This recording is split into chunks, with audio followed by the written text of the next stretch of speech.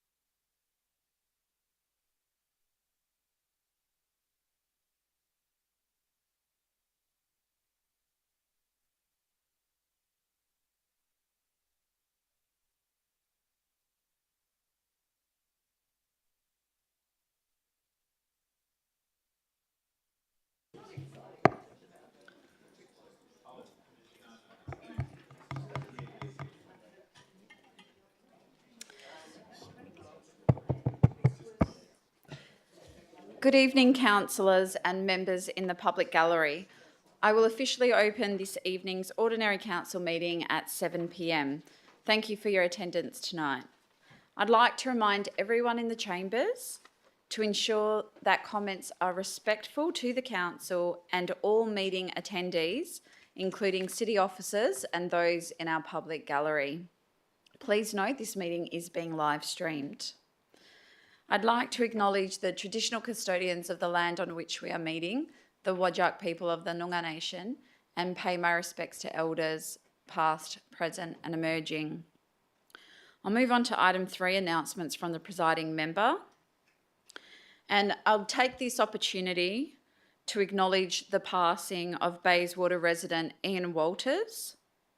Mr. Walters, I just found this information out a few minutes ago, so I'm sure a few councillors aren't aware of this.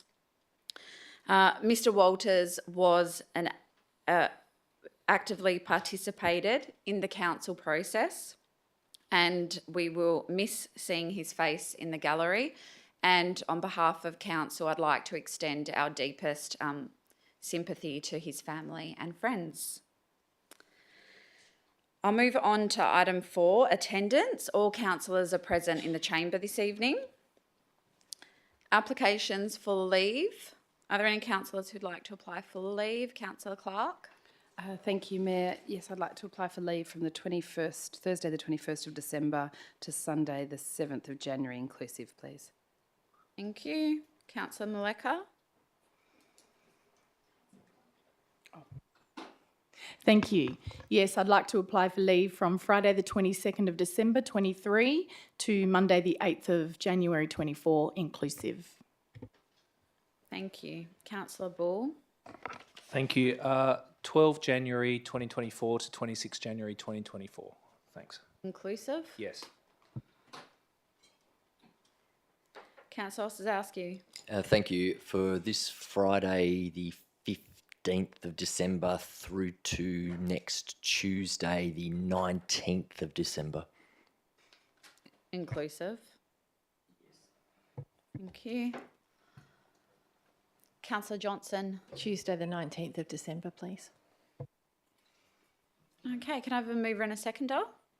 Move Councillor Sutherland, seconded Deputy Mayor. All those in favour? That is unanimous. Okay, we'll move on to item 5, disclosures of interest. Are there any councillors who wish to disclose an interest? Councillor Clark. Thank you, Mayor. Item 10.2.1, the Morley Sport and Recreation Centre operating budget refers to Bayswater Waves. My son swims at Bayswater Waves. It's an impartiality interest. I'll remain in the room. Thank you. Thank you. Councillor Ladder. Thank you. Item 10.5.2.8.1, City Services Review.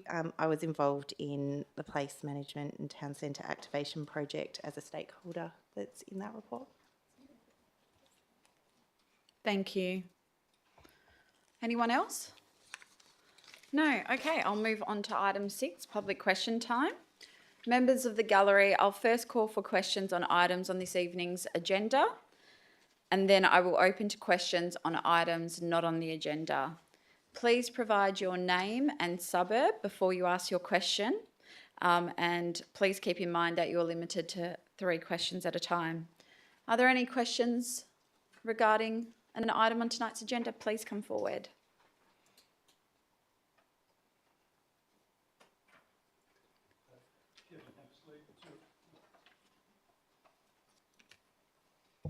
Okay. Kevin Hammersley, Tour Court, Maylands. My question's in relation to 10.3.3, Maylands Lakes Environmental Restoration. I'd first like to acknowledge and thank the CEO, Jeremy Edwards, for his assurance that the City will continue to progress the water mixing trial, and especially Mayor Pifferetti for her commitment to fixing the water quality issues and attending our monthly meetings with city officers over the last year, so thank you. Despite the obvious frustrations with progress that the Friends of Mayland Lakes have had, we've always consulted in good faith with the City. Consequently, we were deeply disappointed by the content of this recommendation. Does the council believe that the Friends of Maylands Lakes are responsible for the declining water quality because we made poor decisions, amendments and recommendations to the city? Thank you for your question. I can't speak on behalf of council, but I can answer from my own opinion. No, I don't believe that. Thank you. Referring to the recommendation table 2, the recommendation, or why does table 2 contain misleading information about the safety of the water mixing project when in fact pure bore water can be used whenever necessary to negate risks? Thank you for your question. I'll go to the director to respond. Through the chair, can I just have that question repeated? If you don't mind, Mr Hammersley, if you could repeat the question. Why does table 2 contain misleading information about the safety of the water mixing project when in fact pure bore water could be used directly onto the course to mitigate any risks? Through the chair, in terms of using the water without, when I say water, the lake water, without any treatment, there is risks associated with the levels of cyanobacteria in that water and the toxins associated with that. Obviously, with using or putting in a system where we're water mixing, we can adjust those levels by mixing the water and shanding it. So there is ways of managing that, but we need to go through a process to determine how that's going to be done. Yes, but those processes are already in place. The drawings and design had already been done. The valve system does allow for the bore water to go directly to the golf course. So the recommendation contains statements about safety which are clearly misleading because it's already mitigated. Mr Sorry. Hammersley, sorry, I'll just have to get you to ask questions. It's not Sorry. a debate. Okay, fair enough. Okay, finally, again, table 2 in the recommendation contains misleading information. Same question. Table 2, Department of Health section, uses a technical bio-volume measurement instead of clearly stating the critical information that the toxic cyanobacteria readings are 140 to 240 times over guidelines. So why was that measurement used instead of a clearer explanation of the issue? Thank you for your question. I'll go to the director to respond. Through the chair, those readings or those figures that were quoted by the Department of Health. They weren't quoted by the city. We're just repeating what they've provided to us. Thank you. Anyone else have a question on an item on this evening's agenda? I'll go with you first. Thank you, Mayor. Lorna McGregor, Tour Court, Maylands. My question relates to 10.3.3, Maylands Lakes Environmental Restoration. At last Tuesday's agenda meeting, City officers stated, in response to a question from Councillor Pedersen-Pick, that a very high toxicity in Lake Brearley was not a concern because the safety guidelines related to recreation water. Could Council assure the community that reside near the lakes that there is no risk to their health and refer to the scientific studies that support this view? Thank you for your question. I'll go to the director to respond. Through the chair, the cyanobacteria levels are a risk if the water is used for recreational purposes. What that means is that if people go swimming in there, kayaking, doing water activities such as that, then they're at risk. It's also a risk if it's aerosoled, so as in it's sprayed in the air and it's carried over a distance and people are in contact with that. But the lakes are not designed to be recreational lakes. They're actually designed to be passive. So the activities that are surrounding the lakes, where there's walk paths and things like that, where we're not encouraging people to go in the water. There's also warning signs saying do not go into the water. So they're not designed to actually be for recreational purposes, as in people going into the water. With that in mind, given the toxicity in Lake Brearley, which is nearly up to 240 times over the safe guidelines, can the city advise the community how toxic the lake needs to be before urgent remedial action is required? Thank you for your question. I'll go to the Director, and Director, if you could just speak more into the microphone, because I'm not sure some people at the back are hearing correctly. Sorry about that. Hopefully everyone can hear me now.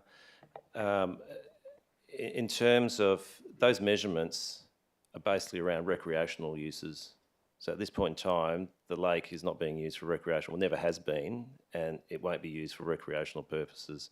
So in terms of using those readings to determine whether something needs to be done with the lake, those actual guidelines aren't appropriate in terms of that usage of the lake. Having said that, we know there's cyanobacteria in the lake and we still need to treat it, and we want to treat it, and the city wants to make sure that no one's ever put at risk, and that's the reason why we've got this report to council, to basically put some measures in place to deal with those levels. To the point about aerosol, is the council and the city aware that during strong wind, white-capped waves form on the lakes and break over the hard walls, creating foam and spray? Thank you for your question. I'll go to the Director. Through the chair, I'm not aware of water actually spraying at any distance, but we will go and have a look and take some observations to see how bad it is and whether we need to put some measures in place to stop anybody getting in contact with that water. Thank you. Please come forward. Good evening, everybody. My name's Craig Ashton, 55 Clarkson Road, Maylands. My questions today really relate to the urgency and making sure that we find a workable solution as soon as possible that actually works long term. So previous efforts to improve water quality in the lakes sought gradual ecological solutions. However, after 7 years, the problem is worse. I acknowledge, obviously, certain things have been done which have actually helped to reduce the rate of decline, but really these incremental improvements have been exceeded by the build-up of toxins to date. So my first question, given the cyanobacterial health hazard, what urgent actions will the City of Bayswater take to expedite the removal and or dilution of cyanobacteria in the lakes, and how will the City of Bayswater keep residents informed on future progress in reducing these levels? Thank you for your question. I'll go to the Director to respond. Through the chair, the city is in discussions with the Department of Health, and we are looking at monitoring the lake further and probably at a greater frequency, but those discussions are occurring with Department of Health and determining what sort of monitoring program we'll put in. In terms of the treatments that are proposed in the report, they are there to basically deal with the cyanobacteria and to deal with the problem. I guess just to comment on that, those treatments refer to actions that will take place in 2 years' time. But anyway, I'll leave that. That's my point. There's no urgent action. The second question is, how will the City of Bayswater go about ensuring that the master plan scope, that's the scope of the work that's being proposed, how are you ensuring that that scope is broad enough to consider all options in fixing water quality? i.e., including, for example, chemical and mechanical treatments to enable fresh water circulation, for example, pumping and filtration. So not merely considering ecological solutions. Thank you. I'll go to the Director to respond. Through the chair, the intention is to form a panel of experts with a broad range of experience and covering a broad range of disciplines. The thinking is to expand the area of study beyond just the lakes, actually a bigger area looking at a whole range of opportunities, not just environmental, looking at mechanical, looking at engineering solutions, looking at a whole range, and we will get the people on that panel that will be able to cover all those areas of expertise. Thank you. So the third question relates to that. So council officers are proposing engaging a consultant to form and administer the scientific advisory panel to come up with a solution. And page 152 says the City intends to engage a specialist consultant with expertise in wetland management. However, this problem is one of rehabilitation of a mine site and water treatment. So my question is, what process will be followed to get the best consultants and scientific advisory panel for the job, with proven track record and relevant experience in delivering solutions for this specific type of problem? Thank you. I'll go to the director. Through the chair, it is proposed to engage a consultant to assist the city in determining who makes up that panel and what areas are going to be covered. When I say areas, talking about expertise.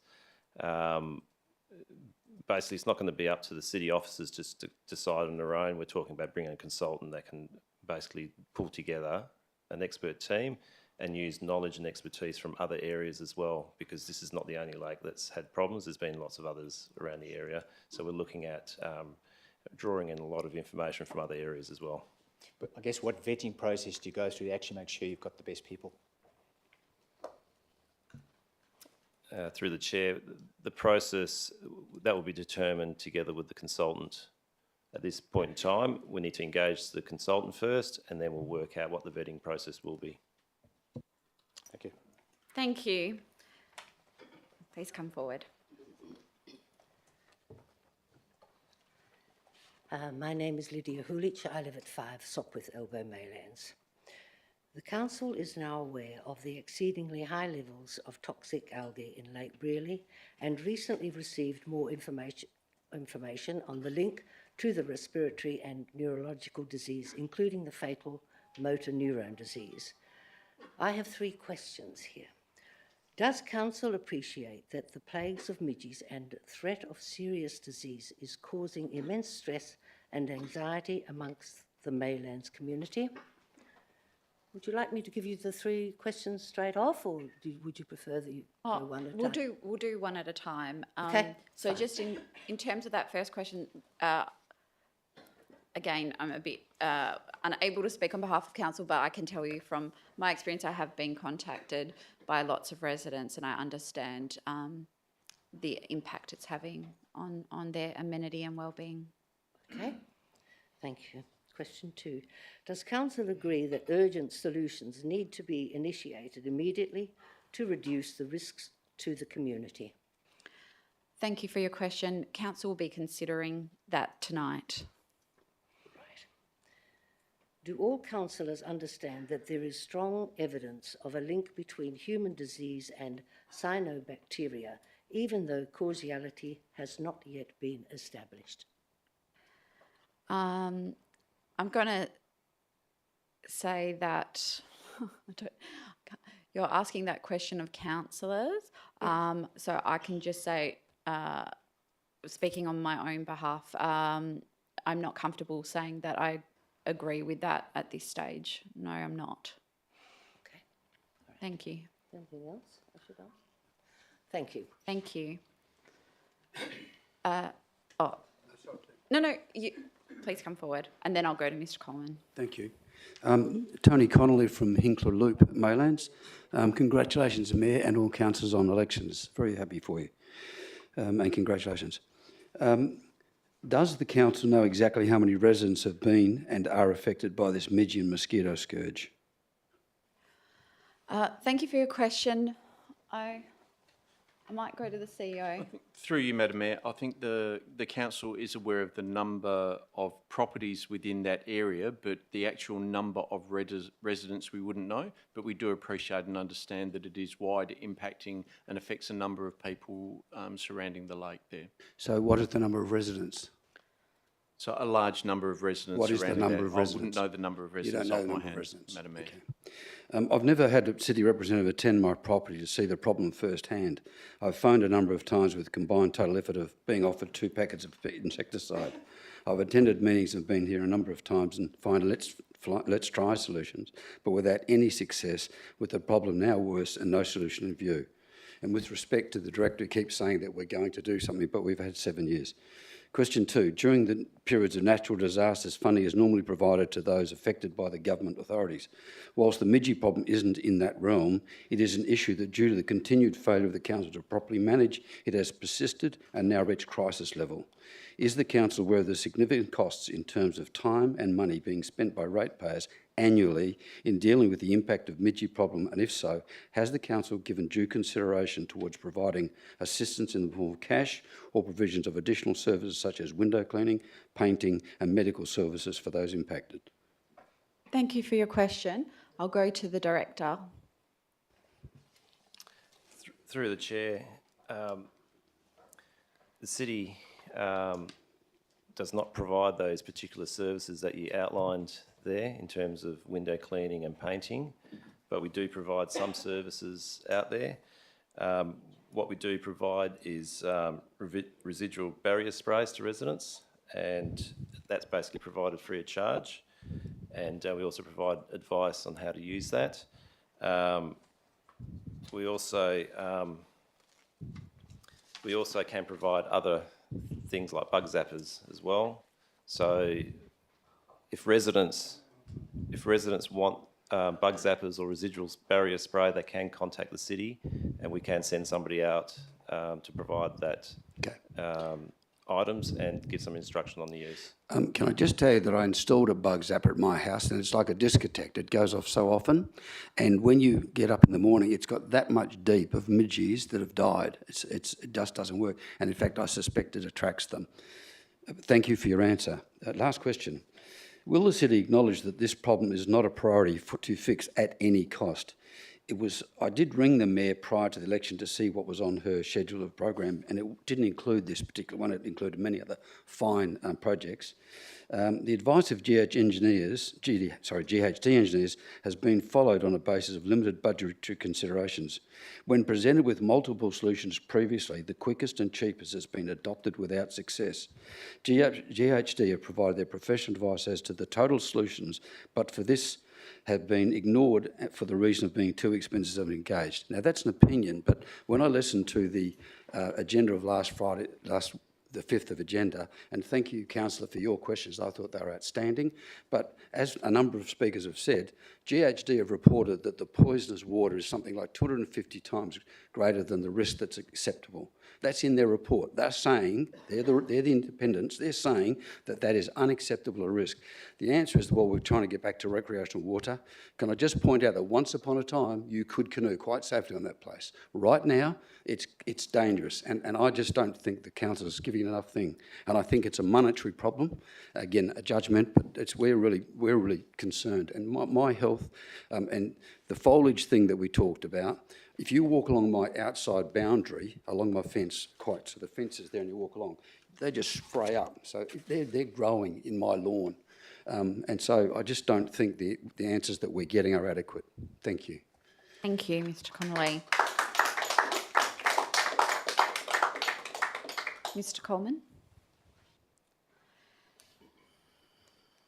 Thank you, Mayor. Ron Coleman, 8 Swanbank Road, 10.3.3. Considering the time frame for the development of the master plan, which we see is worthwhile, and the water mixing trial, what other new projects or initiatives is the City of Bayswater currently investigating or implementing to reduce the lake's nutrient and toxic algae water quality issues in the short term? So you've mentioned a couple of the things. Do you have a broader scope? Thank you for your question. I'll go to the Director.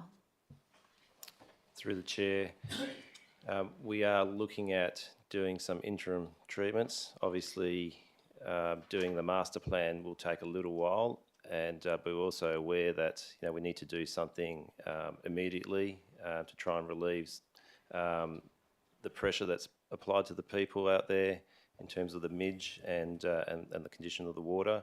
So we are looking at various options. We are talking to other councils and other areas to determine what they're doing and what they're doing different to us that we could employ in the lakes in Maylands. So there are a number of options, and we are talking to the Department of Health as well to see what options we have. So we are looking at doing some interim treatments as soon as possible to deal with the midge problem, and that will give us time to then work on developing the master plan. Any other questions on an item on this evening's agenda?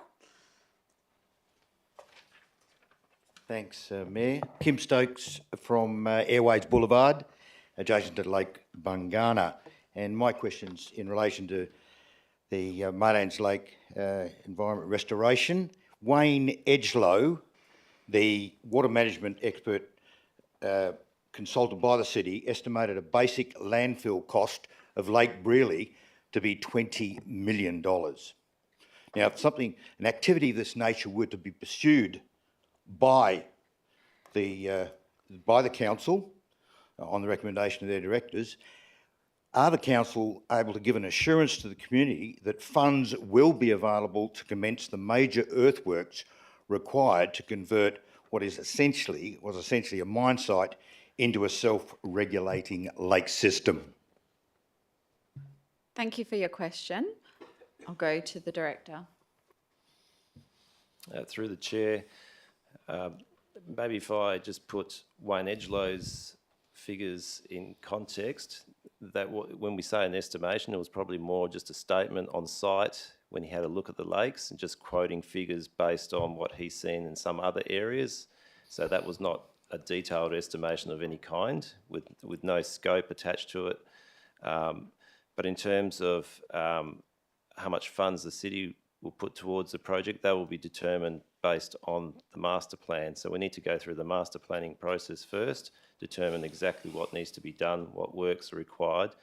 At this point in time, we can't preempt what that will look like. We need to go through the process with the experts and come up with a master plan process that will be presented to council for their consideration.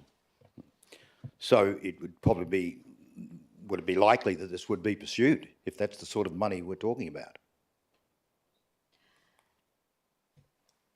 Through the chair, I can't comment on that. It just depends on what the best outcome is in terms of determining, what needs to be done to deal with the water quality issues and make it a sustainable system. Thanks. My second question, does council agree with the recommendation that of the $450,000 of federal funding, recently announced and given to the council, and you're pursuing where it is within your fiscal system, does council agree with the recommendation that of that money intended to improve water quality, that $100,000 of it should be directed to the master plan? Thank you for your question. That would be something for council to consider as part of this report tonight. Okay, thank you. And my final question, obviously we think that $450,000 should in total be given to improving water quality. How much money did the city contribute to fixing the water quality in the last budget? The city, not from other sources. How much money did the city itself contribute to fixing the water quality in the last budget? Thank you for your question. I'll go to the Director of Finance or whichever director wants to take it. We'll have to take that on notice. We'll take that on notice. Thank you. It was nil from what I can gather. Does anyone else have a question on an item on this evening's agenda? Please come forward. I'll get to you. Mayor, thank you for allowing me to question you. I just like to make an observation. This microphone is at this height. It's fixed, obviously. I can't pick it up or vary it. And I noticed Mr. Hammersley was bending over quite a lot to get to the microphone. I noticed the councillors all speak within about 10 centimetres of their microphones. You made a complaint about Mr. Hammersley not being clear. Can I suggest you actually do something with this microphone and so it's adjustable? I guess we can have a look at that. I'll just clarify, I wasn't making a comment that Mr. Hammersley wasn't clear. I actually made a comment the director wasn't clear. Well, no, I heard the comment it wasn't clear. But we could just pick if the microphone's extendable, that would solve the problem. Okay. We'll have a look at what we can do to improve that. I'd like to acknowledge from the outset that the council has spent a lot of money on the lakes and trying to overcome the midge problem. So I'd like to make sure, that we at least put a perspective on that. It's not a one-sided argument, although the problem is endemic, as you would understand, and there's some very agitated people here, right? Oh, sorry, I didn't say what the question was. It was 10.3.3. Okay. Sorry, and if you don't mind just stating your name. Oh, Greg Hoy from Sopwith Elbow, Maylands. So I'd like to acknowledge that you've done a lot of work in trying to solve the bridge problem, and it has cost you a lot of money. I know you've got budgetary issues. And so I guess my question is, what can you do to solve the problem? It's, you know, it's quite a difficult problem because we thought we had a solution and it's not there. I know the flotation devices, whatever they are, that are going to agitate the water are not in there at the moment. That was a promise that you undertook to do, but it hasn't happened, and I don't know why that's the case. And whether that solves the problem, who knows? But my own experience, I come from many years of living in Canberra, and Lake Burley Griffin was at one stage blue algae. So we're now talking at the next level. And they solved that problem. And as far as I know, the approach there was a lot of reed beds and things like that, and controlling the flow of water that's going into the lake. And I don't know much about Perth, and I apologise for not doing the research, but I'm sure your technical officers could do that very easily. There are some brickwork lakes in Perth, including Queen's Park Gardens, or Queen's Gardens. Is it Queen's Gardens? Yes. And I noticed that there's no real issues there, and I don't know about any other lakes. Have you looked at these other lakes? It seems to me, based on Queen's Gardens, that the amount of vegetation around the gardens, you know, in the water and what have you, seems to contribute to better water conditions. And it certainly was the case in Canberra with Lake Burley Griffin and the river that flowed into Lake Burley Griffin, which went through the Australian National University, Sullivan's Creek. That was at one stage a particularly decayed system, and reed beds and everything eventually cured that problem. Okay. So I suggest to you that at least you look at reeds, and maybe you have to infill the edges of the lakes a bit rather than the vertical walls, and put some reeds in. So your question is whether we've looked at other lake systems, similar Yes, ones? and whether you actually have looked at that approach of putting more reeds into the lake. Thank you for your question. I'll go to the Director. Through the chair, we do talk to other councils and we have looked at other systems. The thinking now is that if we can bring the panel of experts on board, they can look at all these options, including re-veg and any other options, and come up with a master plan. Because what we do understand is that every lake system's different, sure, and different things work in different lakes, and so some of the things we've tried with these lakes haven't worked, and where they've worked in other situations. So we understand that we've got a complex system here. We need some good people looking at it to come up with a master plan. If I can just make one observation, the reed beds are on one side of the lake and not on the side of the lake with all the brick walls around it, you know, the vertical walls. And maybe if there was additions there, maybe that might help. I'm not suggesting it's a solution, it could help. Okay, I've got another question. It's in relation to the mosquitoes. Because I don't actually live on the lake, although my front door is covered in midges on the side of the lake, which, you know, annoys the shit out of me, so to speak. Oh, sorry, excuse me, Councillor. But it does annoy me. But on the other side are the mosquitoes, and they are around at the moment, and they're biting like crazy. I know you have a really good mosquito program, and it was very effective last year. When are you going to implement that program so that mosquitoes go away? Thank you for your question. I'll go to the Director. Thank you for your question. Our mosquito control program is in operation currently. It also, so whilst we treat the City of Bayswater River foreshore area and around Maylands, and we're very good at it, and it's something that the city is proud of, depending on where the winds come in, we do tend to get mosquitoes coming in from other local government boundaries. However, recently this council did determine to allow for our services to be used on a commercial basis by other local governments in an attempt to actually consider the whole system approach around mosquitoes.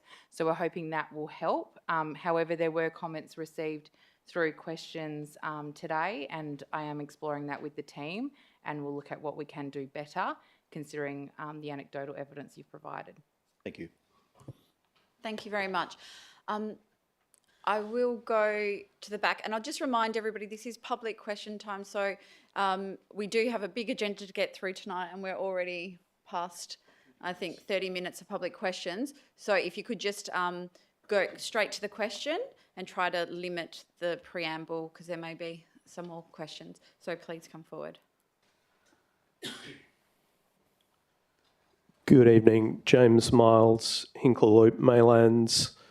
The following questions relate to agenda item 10.3.3. Before I start, I'd like to recognise the hard work and effort of the city employees that are putting into addressing this issue. Honourable Chair, if I could refer the council to the city's risk appetite statement, page 2 to 4 of the city's risk management framework, and the risk consequence table of page 7 of the city's risk management framework. Neither seem to currently consider the health and wellbeing of the city's residents. Why is this? Is it by design or an oversight for the city's risk management systems and processes? Thank you very much for your question. You did provide these in writing, so I do have a response that I'll read out from the officers. The city's risk management framework sets out the structure under which risks are identified and managed. It allows risk management practices to be applied consistently across the city. Under the framework, there are a number of risk impact categories that the city assesses through its risk assessment process. 2 of these include consideration on the impact of health. The first is the risk impact category of people. This includes consideration of the risk to health and safety of employees and also to community members. The second is the risk impact category of environment, which includes the consideration of environmental health. Thank you. Could I just read some of the risk appetite statements that you're referring to for the benefit of the community members? Is it just brief or is it going? Well, the organisational health and safety risk appetite statement that you refer to says that the city places high priority on providing a safe workplace for staff, volunteers and contractors, full stop. The city has a low-risk approach to the management of occupational health and safety, risk and safety, wellbeing within the workplace, full stop. Would you like me to continue? No, thank you. Do you have a second question? I do, thank you. There are 125 properties and approximately 500 residents bordering the Maylands Lakes. And by that I mean within 0 to 100 metres of the lakes. Is the city aware of any health risks to the residents? And if so, what are those risks and how are they being managed by the city? Thank you for your question. The city is working with the Department of Health to ensure that any health risks are managed appropriately. The city has received advice from the department regarding the health risks of aerosolisation of water when there is an algal bloom. This information has been provided on page 150 of the report.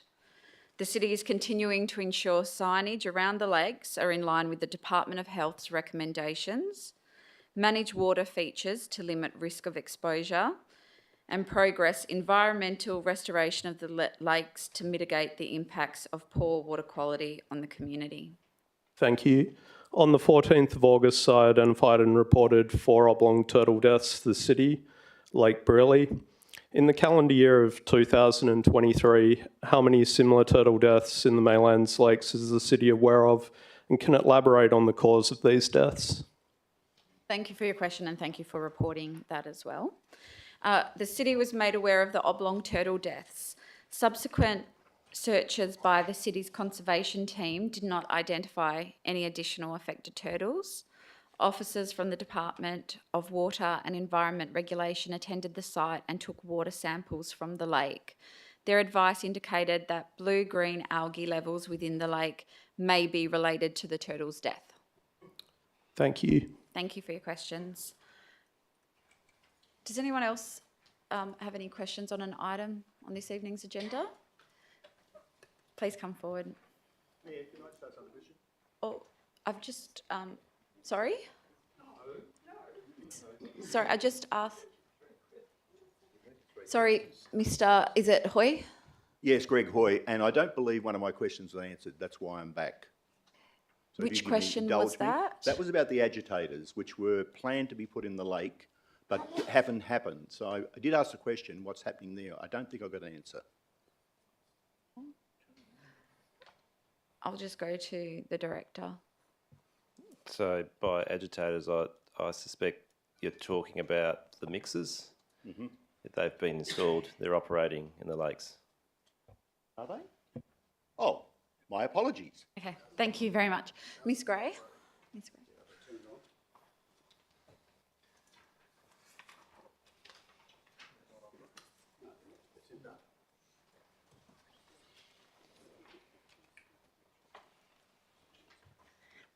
Stella Gray from the Friends of Maylands Brickworks.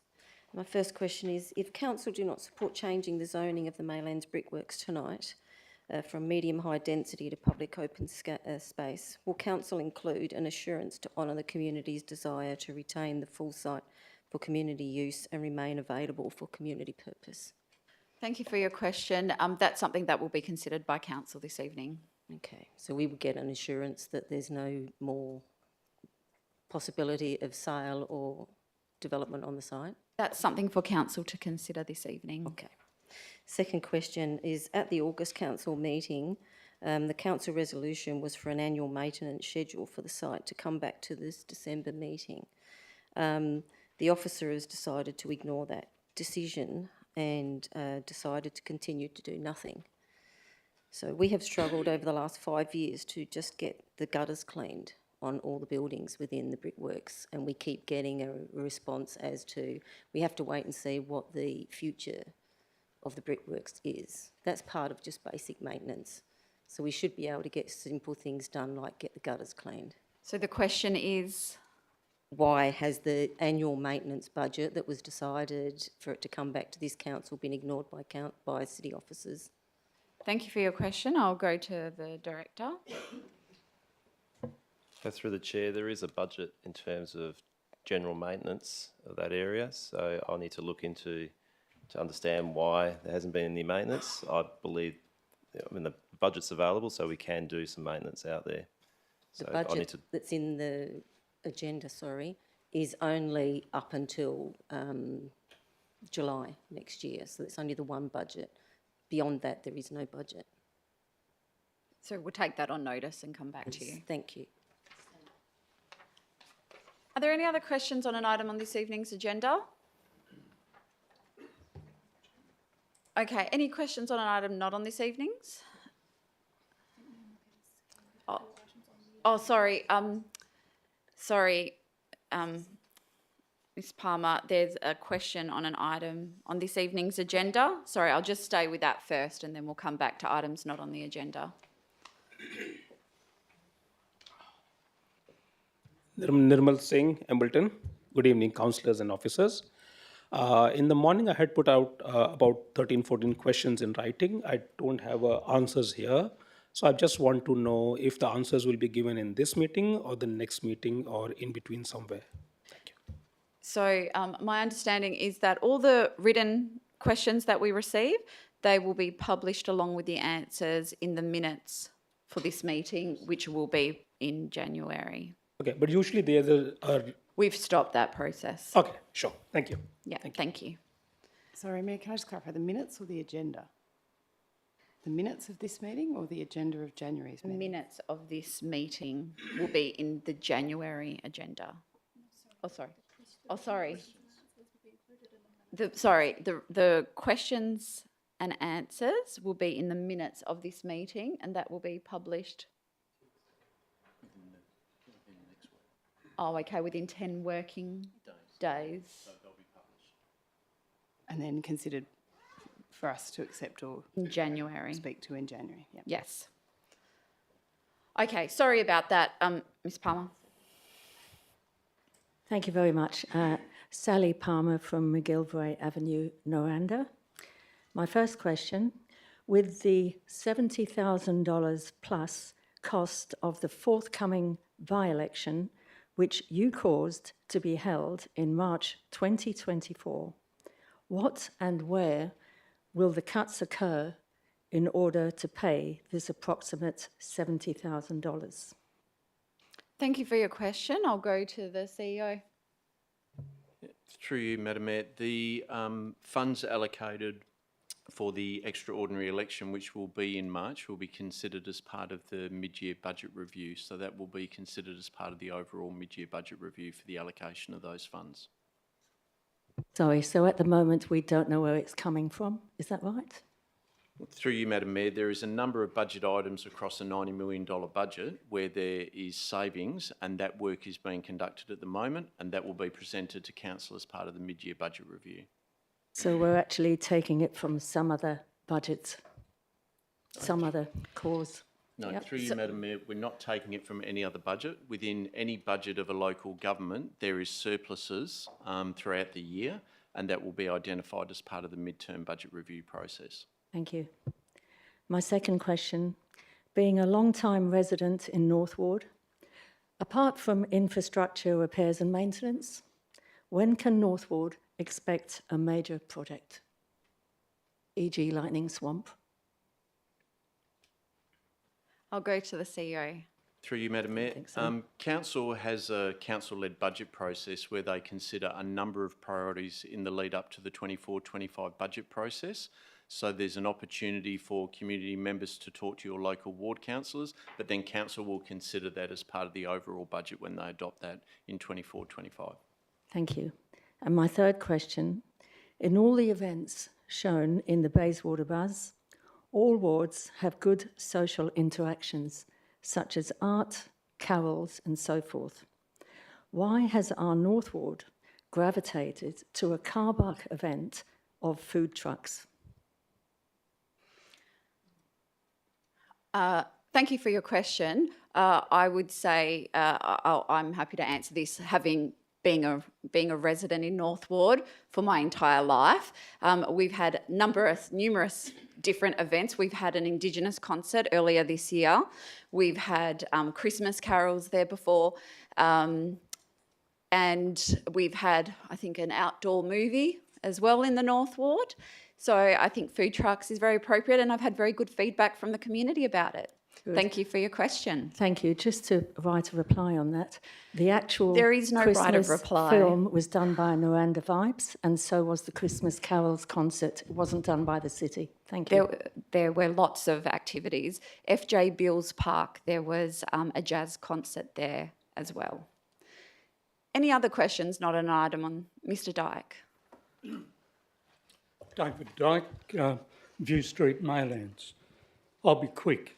I commend Catherine Earhart in submitting an alternative motion on keeping and control of cats amendment local law 2023. I refer to item 5, which requests the CEO to initiate a further review commencing immediately. Would council expedite this amendment so we can keep cats safe at home and therefore protect wildlife within the city? Do councillors appreciate that our community is still urgently seeking containment of cats, and Section 82 of the WA Cat Act 2011 allows councils to adopt a local law that has been adopted by any other local government, including Shire of Northam's successful cat containment local laws? We now have a new minister, Minister Beasley, so I'm hoping now things will flow through to cat containment. Thank you for your question. The City has commenced work internally to identify a range of options available to the Council to consider in relation to the control and management of cats and the protection of fauna. This includes consideration of a further amendment to the local law. At the same time, other factors are also being given consideration, including enforcement, education and advocacy initiatives. City officers intend to present the Council with some options in the first quarter of 2024 for consideration. Thank you. Thank you. Are there any other questions on items? Sorry. Oh, we're too polite. Georgina Kerr, Bedford. The City recently released an updated plan for the low-cost urban road safety treatments around the R.A. Cook Reserve Precinct. I'd like to thank them for their work on this with the removal of mini roundabouts. However, despite submitting feedback in various previous phases of the project, making deputations, asking questions at council, I wasn't actually contacted with the updated plan. It was forwarded to me by another local resident after the date of the drop-in session had passed. Could the city please review its communication with stakeholders who've previously engaged on an issue, when there's something new for feedback? Thank you for your question. I'll go to the CEO. Yeah, through you, Madam Mayor, happy to take that feedback on board and look into that, Ms Kerr. Thank you. Thank you. I'm just going to go to Ms O'Rourke, and then I'll be closing question time. Okay, thank you, Mayor. So, Aileen O'Rourke from Bayswater. I'm aware that there are several recently planted street and park trees that have failed. What is the council's method for determining the location of failed council planted trees and the reasons why they have failed? Thank you for your question. I'll go to the Director. Through the Chair, basically we keep track of all the trees we planted and the health of those trees. The officers do go out and have a look at the trees to see what has occurred. There's a number of reasons why trees fail. Some cases it's the wrong tree in the wrong spot. Other cases sometimes it's poor stock, and that's something that's fairly common, particularly when you're ordering large quantities of trees. We're also mindful of the watering that gets done, and we've got processes in place to make sure that trees are watered, and we track the watering. And then we also understand that some trees are just sometimes they just do die, and that's just a normal process, and that's a discussion that we also have with other councils to understand what their rates of failure are as well. And from our understanding, we're basically sitting within the normal range compared to other councils and what other people are doing out there. Okay, so just following on, how many trees have you identified as having failed in the last since the plantings this year? Through the Chair, I do not have the exact numbers here, but I do understand that we fall within the normal range of somewhere between 10 to 15%. But in terms of the exact numbers, I know the team is actually putting the numbers together, and we'll be able to report on that, and we will provide an update to the council in terms of what those rates are, and we could also make some of that information available. Okay. Given there was a heat wave in November, increasing temperatures, more infill, which means that sometimes trees that have been irrigated are then left without irrigation for some period of time. Has the council changed its methods of watering given the situation we're in at the moment in terms of temperature and in terms of other matters? Thank you for your question. I'll go to the Director. Through the Chair, we have new contracts in place for the watering. What we normally do, typical watering is twice a week, but with the hot weather, we have increased watering to 5 times a week. And we also do monitor with areas where the trees are suffering, and we do provide additional water for those. Just a quick gardening question to add. Do you ever use water crystals? And because sometimes it's reported that water just runs off, and so it's wasted. Through the Chair, I believe the officers do use a range of products. I know they use soil wetting agents and other products and things they add to the water that gets basically put on the trees. Okay. Just quickly, I know it's a hurry, but I just want to make one other point. I want to thank councillors on a completely different matter, nothing to do with trees. A number of councillors provided support to the Perth Community Refuge Support Association, which I was part of. And just to be pleased to know that a refugee, a young woman from Sudan who's been a refugee for 20 plus years has arrived and will be living in Bayswater for a little while yet. So hopefully, so thank you. Thank you. Okay, councillors, the City has received questions in writing from 11 ratepayers. These questions and the responses from officers have been listed in your run sheet, and I will take those as read. These questions and responses will be included in the minutes for this meeting. Mr. Tonkin, I put my hand up before anyone moved. Mr. Tonkin, I will allow you, I haven't officially closed it, so this will be the last questions I'll be taking. Harvey Tonkin, Noranda. After spending millions on the Maylands Water Park, when will the officers replace the hot artificial lawn between the playground and the sitting areas? Thank you for your question. I'll go to the Director. Thank you for your question, Mr Tonkin. The artificial grass is not planned to be changed over to lawn. However, we are looking at installing shading devices for that area. So when? It's currently being considered, and it may be considered at mid-year budget by this council. Now that the officers are embracing charging stations, when will they be charging a fee?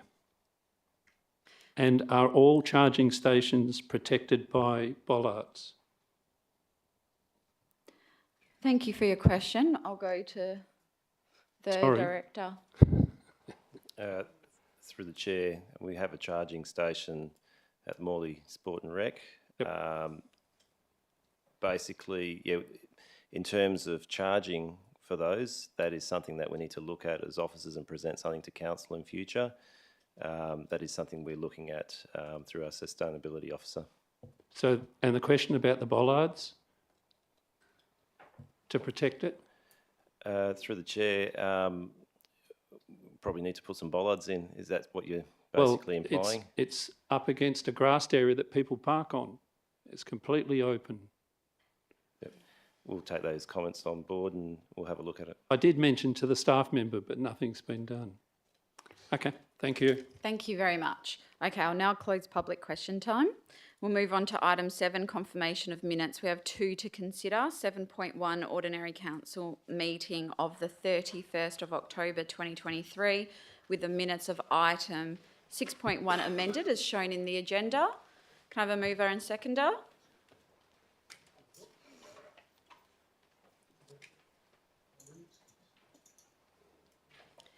Councillors, can I have a mover and seconder for this item? Move Councillor Sutherland.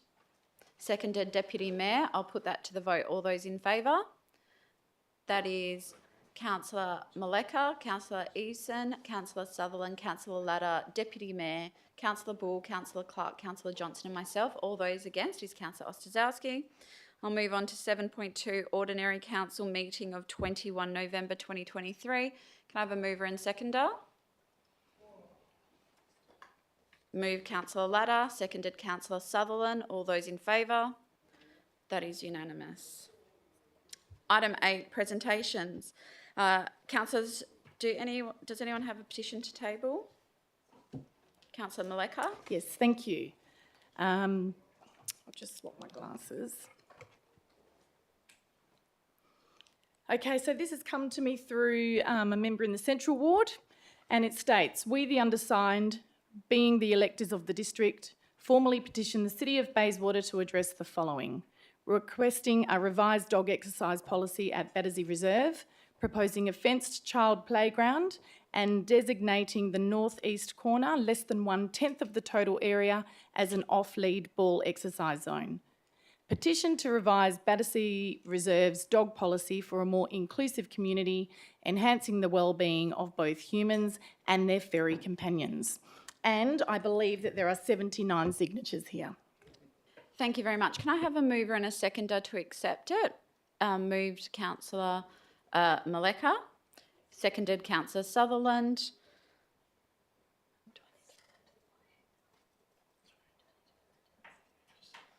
Okay, all those in favour? That is unanimous. Thank you. If you can just provide it to the minute taker. Any other petitions? If not, there are no presentations this evening. Deputations were heard at last week's agenda briefing forum. However, a written deputation provided by Stella Gray on behalf of the Friends of Maylands Brickworks has been received in relation to item 10.1.3, and I have accepted this as a late deputation due to an administrative oversight by the city. Councillors, Ms Gray has been offered the opportunity to read that out in person. She has declined that offer. So I believe it has been circulated to councillors and put on the city's website, and I'll take that as read. And there are no delegates' reports this evening. So item 9, method of dealing with agenda business. Pulling first this evening will be Councillor Eveson.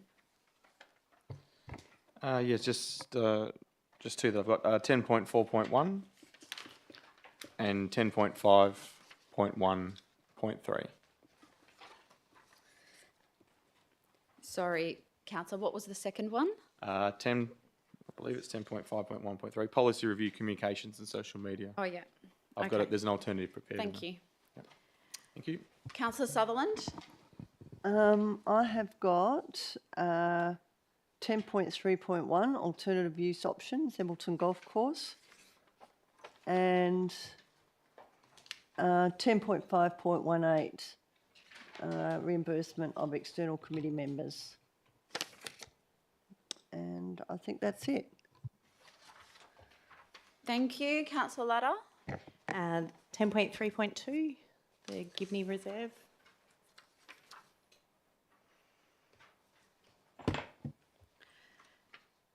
Deputy Mayor.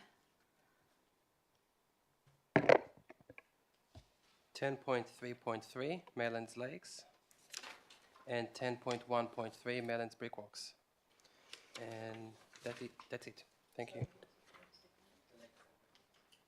Thank you. Councillor Bull, Councillor Clark, Councillor Johnson, Councillor Maleka, Councillor Ostaszewski. Okay. Thank you, councillors. We'll now move to consideration of the reports in section 10. Can I please have a mover and seconder to bring forward items 10.1.3, 10.3.2 and 10.3.3, which were the subject of deputations? Moved, Councillor Sutherland, seconded, Councillor Johnson. All those in favour? That is unanimous. So we'll now start with 10.1.3, Maylands Brickworks. Deputy Mayor, you've pulled this one. Yes, thank you. I will move an alternative motion that is in the run sheet. And it's on the screens.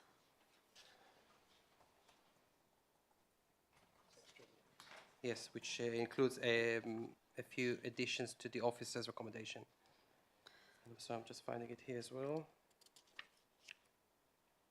Yep. Do I have a seconder? Yep. Councillor Latta. Deputy Mayor. Thank you. Our community has indicated very clearly on many occasions, including through the recent community reference group, that they would like to see this important heritage site preserved and activated. The city's planners have advised us that it will not be wise to look into rezoning the site at this stage of the process before we've found any external funding source to help us restoring and activating the site. We were also advised that rezoning the whole site to a public open space could undermine our future options for the site, and I would like to refer councillors and also residents who may have not seen it to the addendum that we received today with regards to this item, which provides more information around this specific issue. If we were to rezone it to public open space, we may not be able to see a cafe, a museum, or other uses that the community indicated that they hope to see there under our town planning scheme. Therefore, I will defer to that advice, and I think that any rezoning should be considered at the end of the process after we concluded what will happen on site and how we are going to make it happen. The last thing that I want to see is changes that would not help to preserve the site for future generations, but will only serve as a short-term action. As was also indicated by the officers last week, Council has already resolved to exclude residential uses for the site, so this is definitely not on the table. We first need to find funding and decide on the most suitable uses for the site for the benefit of our wider community, and then the rezoning process will occur. We are progressing with this project, and the Council has recently allocated $250,000, which will allow the city to engage a specialized consultant, architect or builder to undertake design work and scope for the base works of the kiln. When this piece of work is done, we will have a more detailed schedule of ongoing maintenance for the kiln. So I am pleased to see that after many years, we finally see some movement when it comes to our responsibility to maintain the kiln in particular. In August, Council made another important decision by supporting my proposal to commit to a third of the cost of the essential rectification works to the bottom level of the Hoffman kiln, where other levels of government, state and federal, will contribute the other 2/3 of the cost. This is a massive commitment of around $700,000 that the council has made, and I thank councillors for their previous support on this issue. The amendments to the Office of Accommodation that is on the screen here have been jointly prepared by Councillor Letta and myself, and I have also discussed this with the Mayor today, and I also thank the officers for helping with this. We are proposing to take the advocacy around this project to the next level, which will indicate to our community that we are serious in finding funding to help us restoring and activating the site, which is estimated to cost several millions of dollars. And from discussing this issue with hundreds of people over the years, the vast majority of our residents fully understand that we cannot do it by ourselves, like many other significant projects around our city.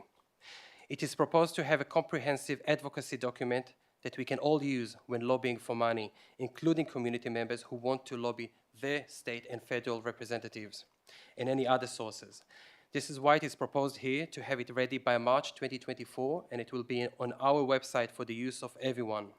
The community has a major role here, and we will not be able to preserve the site for community uses if we do not have the active support of community members who are eager to assist us in this massive task. Once the advocacy document is prepared, it is proposed in the amendments to increase our engagements with all the relevant representatives in the state and federal governments and any other relevant entities to seek funding and assistance around this ongoing project. A report will be presented before Council by October 2024, just several months before the next state election. As proposed here, I'm also hoping to be able to assist our Mayor and CEO with those engagements. Thank you. Thank you. Councillor Latta?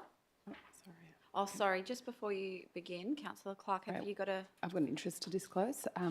Based on Lim 6 in our run sheet here, in terms of engagement with relevant representatives of state and federal governments and other relevant entities, I'd like to disclose an impartiality interest. So although it doesn't mention specific individuals, I assume that would end up being Lisa Baker, MLA, member for Maylands, Patrick Gorman, member for Perth, and there may be other state and federal ministers involved in that process. So the impartiality interest is that I'm a member of WA Labor and also WA Labor President, so it's an impartial interest. I'll remain in the room. Thank you. Thank you very much. Councillor Latta?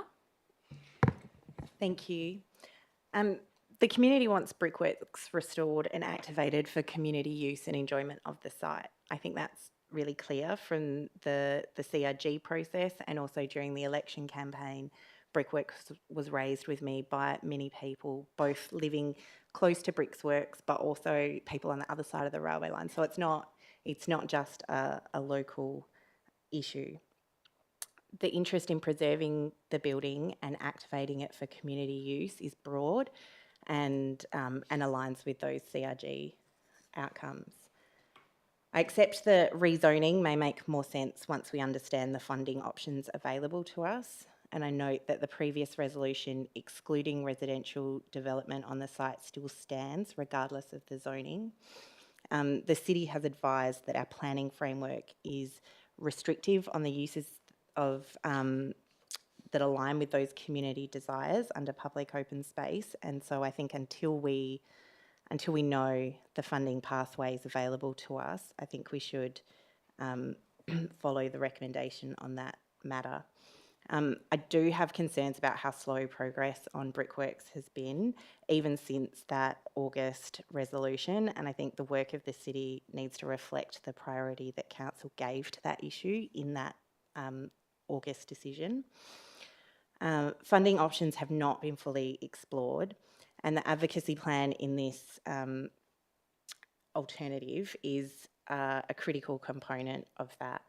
Advocacy requires coordination and vision, and it's the perfect time to put this on the agenda of other levels of government. It requires some creative vision to push this forward. The advocacy plan needs to be made available for people in the community to do their own advocacy alongside the city. Thank you. Thank you. Anyone wish to speak against? Anyone for? Councillor Bull? Yeah, I'll say a few things. Thank you.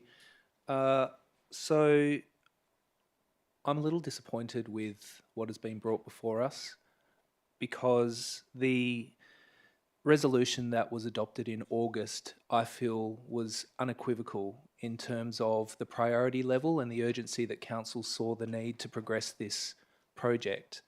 And it is disappointing to read in the report that, and I'll read, it says, given the budget reallocation has now occurred, city officers will now commence the project, when this actually happened in August. And it reads to me as if nothing has happened between August and now.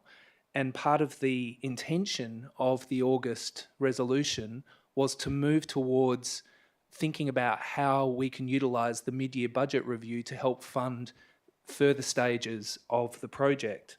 And now that we're at December and mid-year budget review is usually around March, it seems to me that there is every chance that there won't be enough information on the basis of what has come out of this report to be able to make decisions during the mid-year budget review when council has already resolved in August that this is the priority. So I am disappointed that it feels to me as if we haven't progressed in the way that council very clearly said it should progress. I take the point from the city around the question on rezoning, and I also take the point from the community about their concerns around the fact that rezoning is not something that's being considered here, although the resolution did just ask for a report around that, not that it would occur. So I do acknowledge that. I'm concerned that one of the reasons for not looking at rezoning is because there's going to be a review of Town Planning Scheme 24. I'm not aware of any timeframes that have been presented. I'm just looking around the room whether other councillors have heard of timeframes around when the review of Town Planning Scheme 24 is going to commence and how long that is going to take. And based on this report here, I get the feeling that we will not be doing any, well, the city will not be recommending that council does any town planning scheme amendments unless they're urgent until Town Planning Scheme 24 has been reviewed. We did our local planning strategy a number of years ago, and that hasn't progressed. And technically, that was the commencement of our review of Town Planning Scheme 24. So I'm cautious around accepting that as a reason for not considering this rezoning or future rezoning. I appreciate LIMS 4, 5 and 6. I think it's super important to get that moving. And so I thank the mover and the seconder for putting these things forward. But at the end of the day, if the August resolution is going to be met in terms of the level of priority that council has clearly indicated to the city it places on this project, and the need to think about how we're going to take that into consideration during the March or mid-year budget review, it seems to me that there's every chance that we will miss that opportunity, given that the project that was resolved to commence in August we're now being told in December that it now can commence. That being said, I am going to support this recommendation, and I really implore on the organisation to respond to council's August resolution and ensure that this is of highest priority. Thank you. Anyone else wish to speak on this? Councillor Sutherland. Yeah, I'll add my 2 cents worth in. I do agree with all the speakers so far. I do think this is a really important item to bring forward. I went down there today and it did come to my attention, being a councillor for several years here, you always forget time just goes by, and this has been with us since the late 90s, 98 I think it got transferred from the City of Stirling. And they obviously had plans, and then we took it over, and really nothing's happened through that time. So I do think that was a reality check for me. And I'd also like to take this time to thank the Friends of Maylands Brickworks. They really have educated, I suppose, me by reading through all the historical stuff, which I think it's really important to put that into context, and through their thorough deputations, not just this one, and when earlier and previous ones as well. I also just think the need to stabilise this brickworks is so, and I know we've talked about it, but it's just so important because we don't want them to fall down. And also the need to maintain them. So I went through today, and the on the roof, on the gutters, just were in appalling conditions, and it really isn't good enough. Not a good look. In regards to funding, I've said this before. Maylands doesn't get the love it deserves. We're in a safe Labor seat on a macro level, and both sides of politics tend to, ignore us a bit. But I think this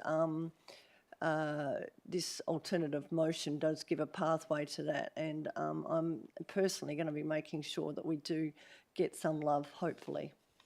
Lastly, I always have to have a bit of a pontificate because I'm a teacher, but I'd love to see an industrial museum here. I think there's many examples around the world. I know up the road at Whiteman Park we've got a transport museum, we've got the trams and the trains and that. People love going to those sort of things, and I think that we could do that, and even have in the corner maybe something for education, even, I don't know, AI, or, going from the past to the future.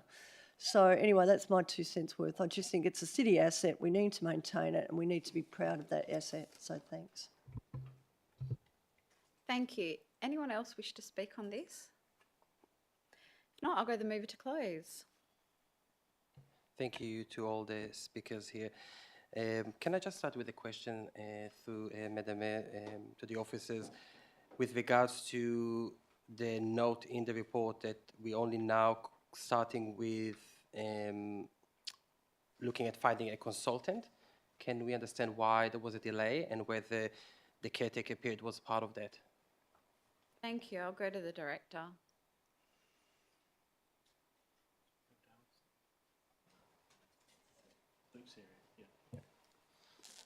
Through the chair, a lot of it comes down to just scheduling of staff time, and in terms of many of the other projects that we need to balance as well. Thank you. Okay, I agree with the comments. I think it should be a priority. I think it was clear from my comments. I also do not think that this project should wait in any way to the review of the town planning scheme, as Councillor Bull said. I agree with that. I even crossed it here.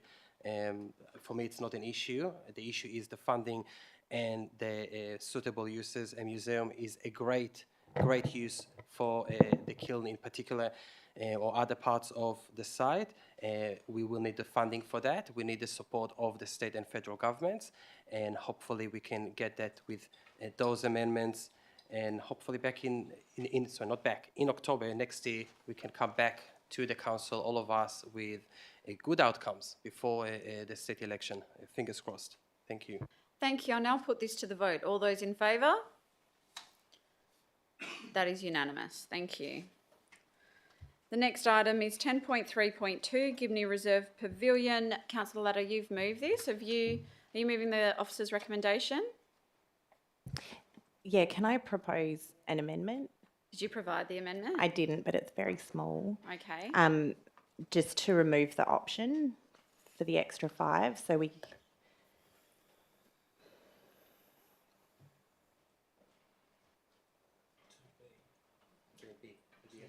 Yes, yeah.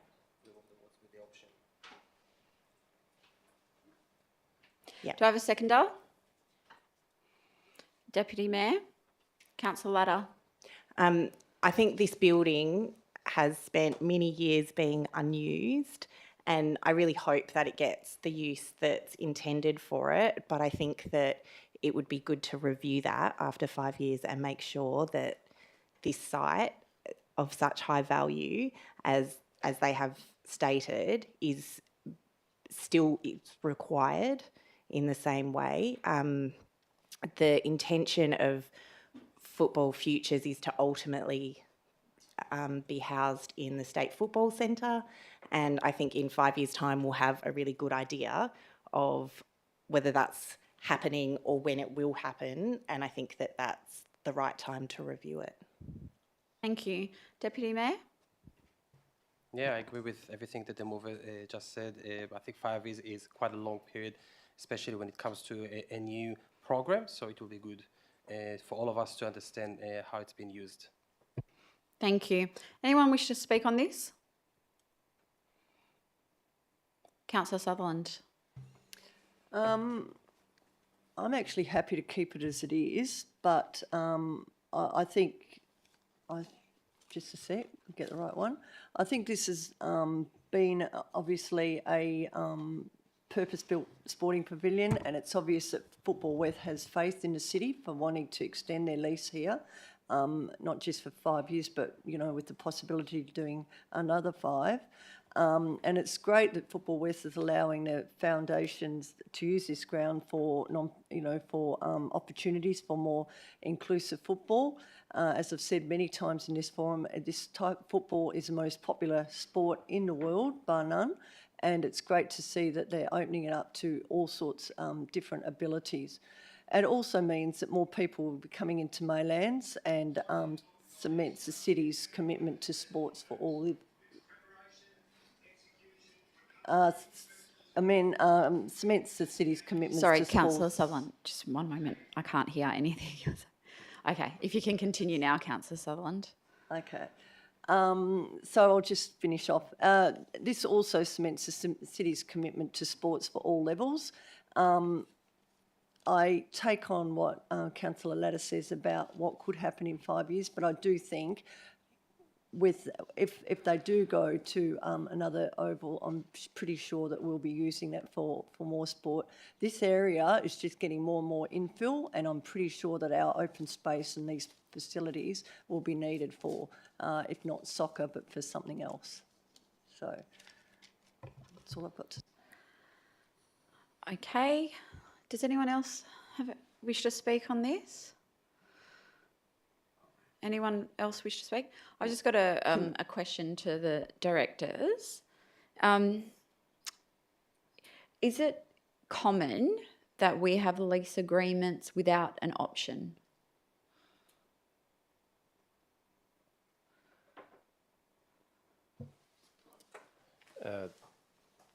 Most agreements would not have an option to extend. Pardon? Most would not have the option to extend. They don't. No, we don't normally put that in because there's provision to renew it under the policy. Okay. So the policy allows that. Okay. Anyone wish to speak on this? If not, I'll go to the mover to close. Thank you. And I do agree that it looks like it's going to be a wonderful use for that facility. My concern is just that that facility continues to be used because it is a building that remained vacant for many years, was just used for storage, and I think that we need to make sure that our facilities are used properly. They're valuable. The space is valuable. There could be other sporting groups that could use that facility in 5 years' time if they are relocating, and I don't necessarily want that predetermined, I guess. Thank you. I'll now put this to the vote. All those in favour? That is Councillor Maleka, Councillor Sutherland, Councillor Latta, Deputy Mayor, Councillor Bull, Councillor Clark, Councillor Johnson and myself. All those against, Councillor Osazowski and Councillor Eason. That is carried. So the next item is 10.3.3 Maylands Lakes Environmental Restoration, and this has been pulled by the Deputy Mayor. Thank you, Madam Mayor. Yes, so I will move an alternative motion which you have in the run sheet, which is essentially the officer's recommendation with additions that I will explain. Please go ahead if you want to explain it, and then I'll ask for a seconder. Oh, it will be part of my speech. Oh, okay. You'd like to second, Councillor Latta, Deputy Mayor. Thank you, but I will explain all the additions. We do not have any other area in the whole city of Bayswater, like the Maylands Lakes, where residents are being impacted so badly by the environment surrounding them. The impact of the water quality of the lakes, and particularly the midges, is unreasonable. As I mentioned in previous discussions on this issue, we should ensure that dealing with this issue is recognised as one of our first priorities until the issues are fully resolved. A lot of the resources have been spent to find solutions for the problems at the lakes, and it is important to also acknowledge that more than $2 million have already been spent. It is very unfortunate that none of the many measures and actions that the city has taken so far in the last several years have not worked much. Therefore, I am supportive of the city's approach here to prepare a new master plan, which will be prepared with the guidance of a new scientific advisory panel. It is important to stress that this will be the first time that the city will be looking at the whole system and explore and identify with scientific experts some other possible causes for the issues at the lakes and especially at Lake Brearley. The master plan should properly also explore experiences for other local governments. Councillors, the additions to the officers' recommendation that are proposed here have again prepared by both Councillor Letter and myself, and many of the additions are based on the feedback that we already received from community members, including during deputations. LIMB 3B, talking about the fields that the scientific advisory panel will include. Before it was a closed list, we are proposing to allow for other people with relevant expertise to be part of the panel, so the list of fields is not a closed one, but open to others as necessary. LIMB 3C. We are proposing here to include 2 community members on the panel to ensure that the panel has some community input during the process, but also to ensure that the process is transparent and inclusive. Those community members can also be ones with scientific background that can contribute to the relevant discussions on the panel. LIMB 3E. We have added here a time frame that was not here before, for Council to receive the scope of the new master plan by April 2024, following the establishment of the scientific advisory panel, as far as I understand. LIMB 4, this is a new LIMB. This is a new direction to explore the option of using pumps and filtration for Lake Brearley as a short-term action if the mixing trial does not go ahead. This is in addition to all the other short-term measures that we had before that the city will explore. And hopefully this will help to reduce the impact of midges until the work on the master plan is complete. I am looking forward to starting this process that will end, hopefully, with recommendations that will help us to finally resolve the issues that we are experiencing at the Maylands Lakes in the long term. I also would like to highlight that the recommendations that will be provided by the panel will be subject to council approval and community consultation. Thank you.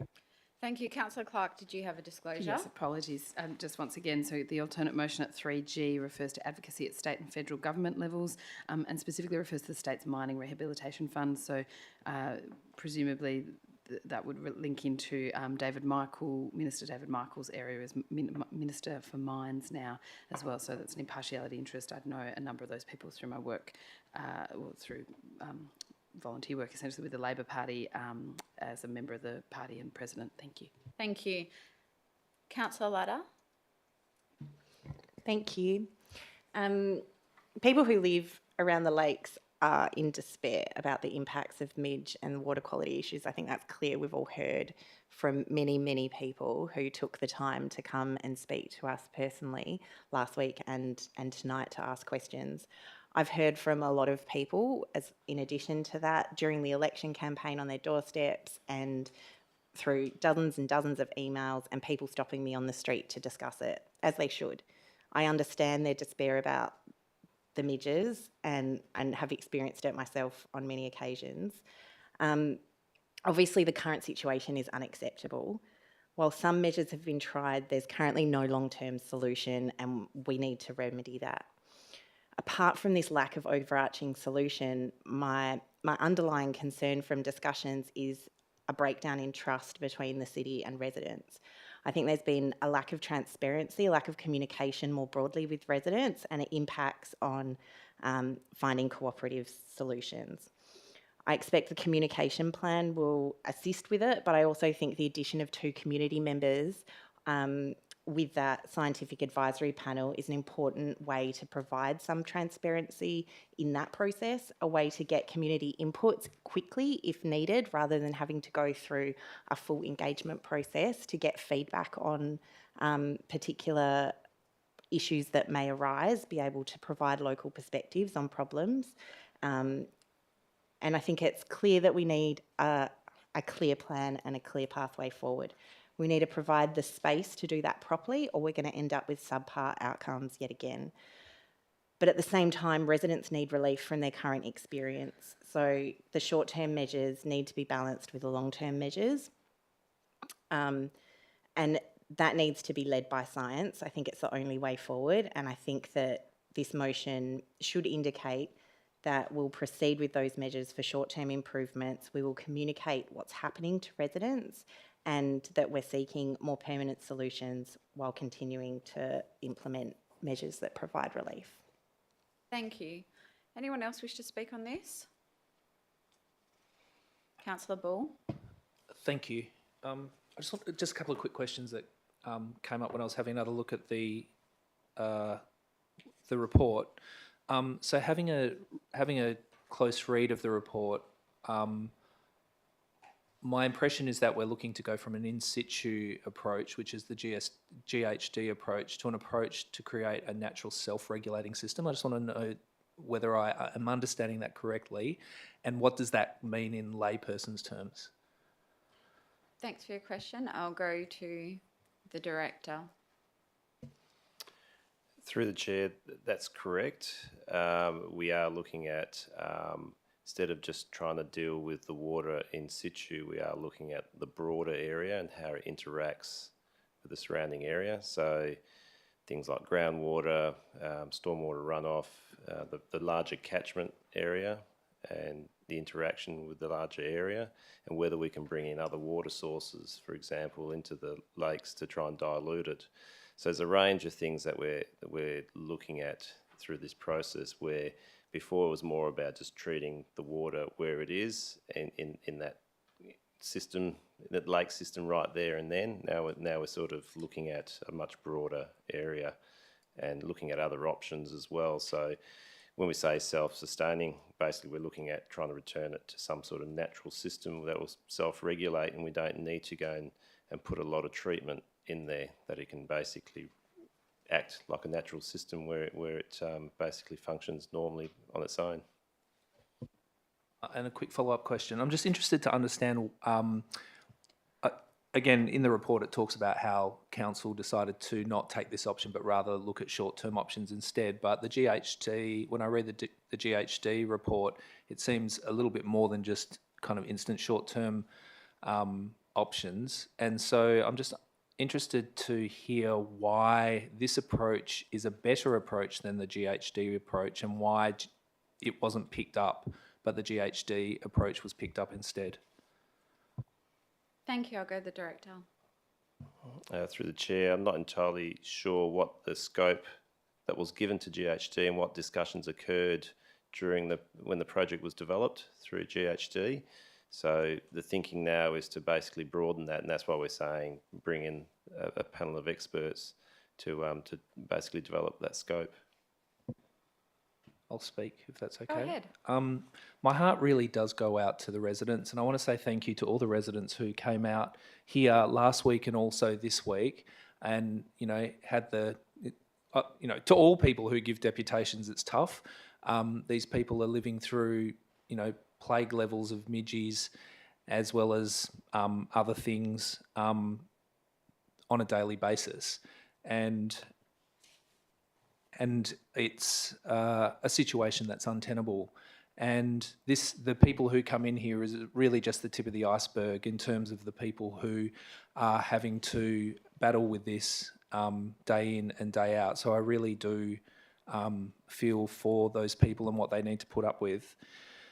It's super important to get these lakes operating in a way that is healthy and contributes to the ecosystem. And the council and the city and contractors have been grappling with this since I first got on council. I'm really happy that there is what seems to be a two-pronged approach and what seems to be a more sophisticated approach than perhaps happened in previous years when determining how to move forward with these issues, in that we understand that amelioration needs to happen now and immediately, and so we can see the short-term actions that are there, but also thinking about how to turn it into a working ecosystem is also super important. It's important for the residents, it's important for the wildlife, it's important for the river, it's important for people who visit that place, it's important all round. And so I'm hopeful that this new approach will garner the results in the long term, but also that some relief is delivered to residents in the short term as well. Thank you. Anyone else? Councillor Clark. Just briefly to speak in favour, I'd like to thank the Deputy Mayor and Councillor Latta for bringing this to us with these amendments, and thank all the deputies and people who've come forward. I think I agree with what Councillor Bulls just said. The experience that you are seeing down there is untenable, and it needs to be fixed. The public health issues around midges and just the amenity that is involved with that we need to get cracking and fix that, and I've heard that loud and clear. I think having a scientific advisory panel, particularly with community members on it, will help that process. And I think at the end of the day, we need to come up with a process and the science, but then we as a council need to make a decision about what we're going to do. And it will be a hard decision, and it will probably be an expensive decision. So I foreshadow that around this table, and I don't think we should shy away from that, because at some point we have to work out what we're going to do to fix this. So thank you. Thank you. Anyone else wish to speak on this? I'll just say a few words. Thank you to the Deputy Mayor and Councillor Latta for putting this together. I concur with a lot that was said, but I do want to take this opportunity to acknowledge the residents who live in that area, the residents who have come here, the residents who stop me in the street, the residents who email me about the issues. This is an issue that keeps me up at night. I really, really want to find a solution for the residents and improve your way of life. I want to acknowledge the Friends of Maylands Lakes group as well.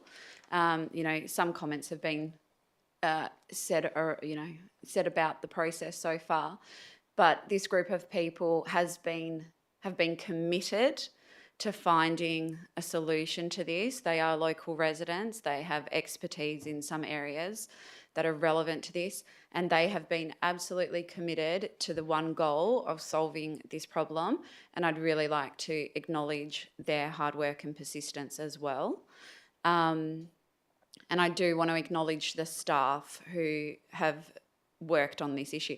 This isn't a simple issue. This is very complex, and we will have been, I think the officers have been trying everything they can to help this situation, and it might not have been a perfect solution until now, and we have to do better and we have to find new solutions. But I do want to acknowledge the hard work, because if I'm having sleepless nights, I'm sure they're having sleepless nights as well. So I want to acknowledge that. And know that from me as Mayor, this is a very high priority for me. And I hope that Council will agree that this is one of the top priorities that we need to work on as a Council team. Does anyone else want to speak on this? If not, I'll go the mover to close. Thank you. I don't have anything to add. I'll put this to the vote. All those in favour? That's unanimous.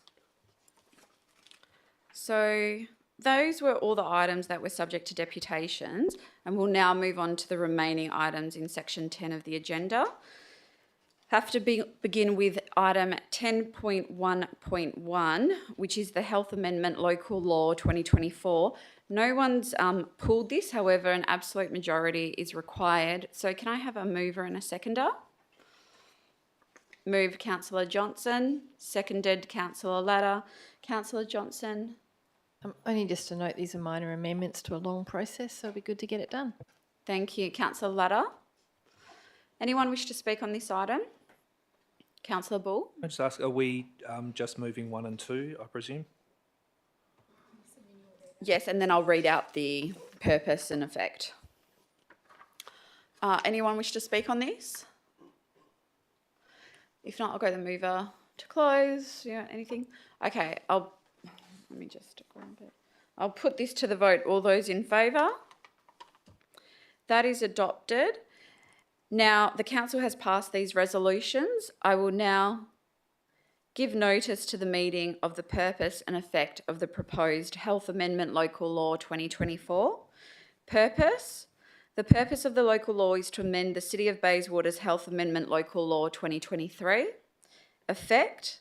The effect of the local law is to remove clauses 6.53, 7.34, 7.103 and 8.71, which removes the city's liability to pay compensation or damages for actions taken. Insert an objection and appeal clause. Correct the typographical and formatting errors in clauses 1.3, 3.1, 4.3, 4.42a, 5.191b, 5.191c, 5.191d, 6.7, 6.161a, and 8.1. I hope I got that right. Okay. So the next item we have to pull is 10.2.1, Morley Sport and Recreation Centre operating budget. No one's pulled this, but there is an impartiality interest. So can I have a mover and seconder? And it's an absolute majority. Councillor Latta moving. Do I have a seconder? Councillor Sutherland seconding. Councillor Latta. Councillor Sutherland. Anyone wish to speak on this item? If not, I'll put it straight to the vote. All those in favour? That's unanimous.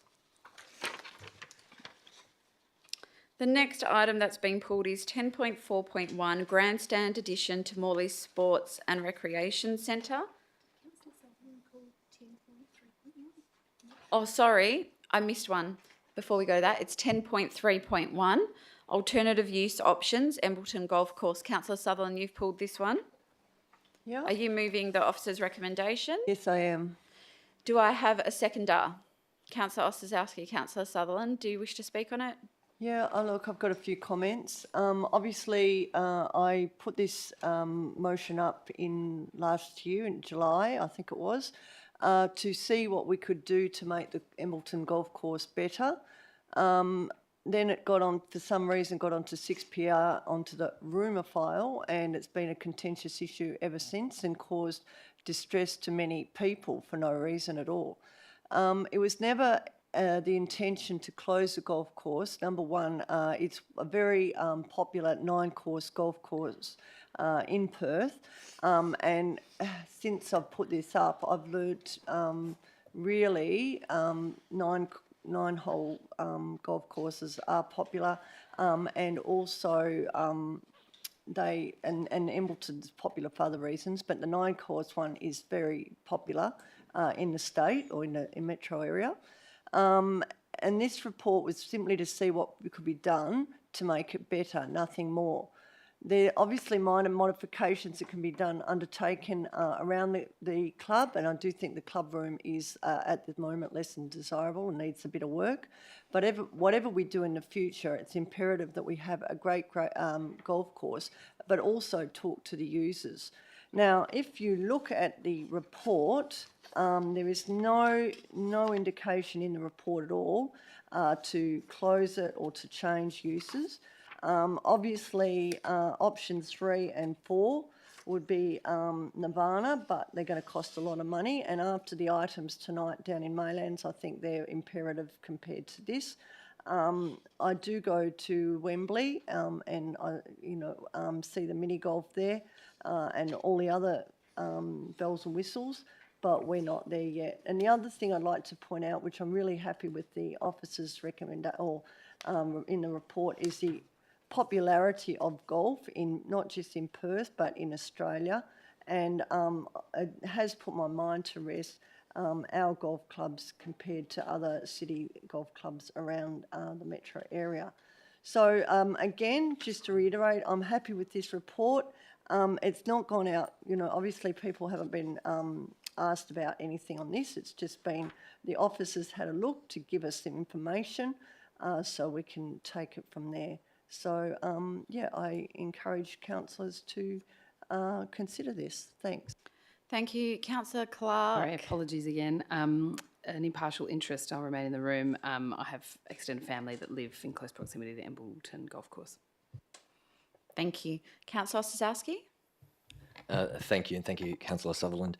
Over the since this report was originally released, I had an opportunity to meet many of the golf players at the Embleton Golf Course, and on several weeks in a row was visiting the clubs there to talk to them about this emotion and what the intention of this motion was. And I'm very appreciative of how welcoming those golf clubs and the members were at allowing me to come along to speak to them about the item that went that council had moved. So thank you to all of those golf clubs and the users at Embleton Golf Course.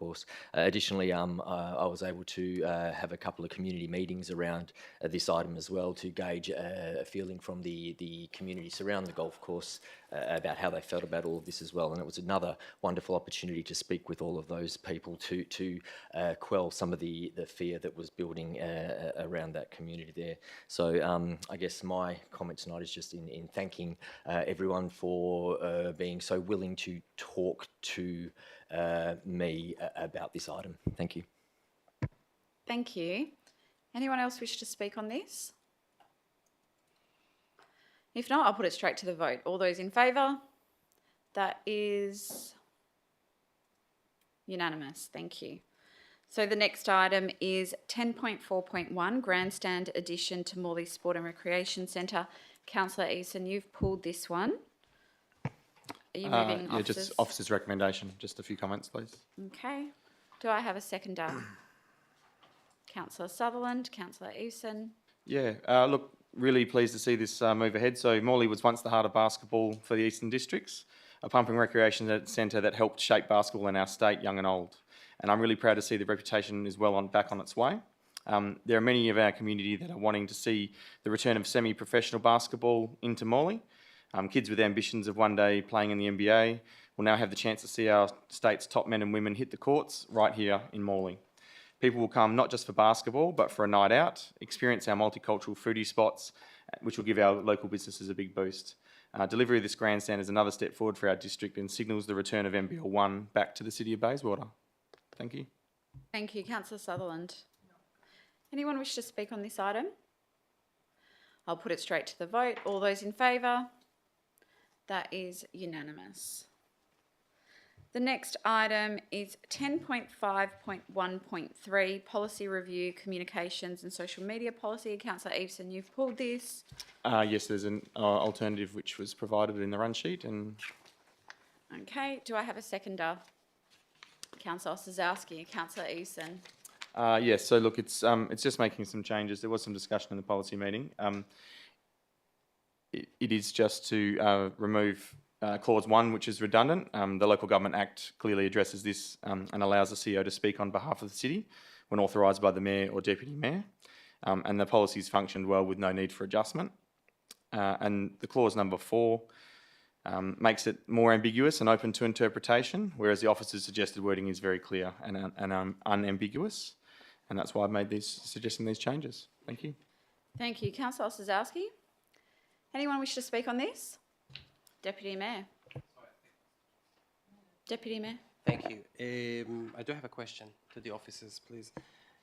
With regards to the change in limb 1C that was now crossed out, this was referring to the sentence in the policy under section 4, elected members making a personal statement.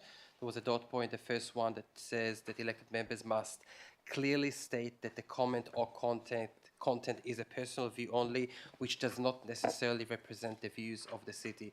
So my question, because we did discuss it at the policy committee, but maybe I got it wrong. My question is whether this requirement, if it's not crossed out now, if it's not replaced, will require councillors to mention that in any comment that they make on social media, on any page, that any comment should include that statement that it is a personal view which does not necessarily represent the views of the city.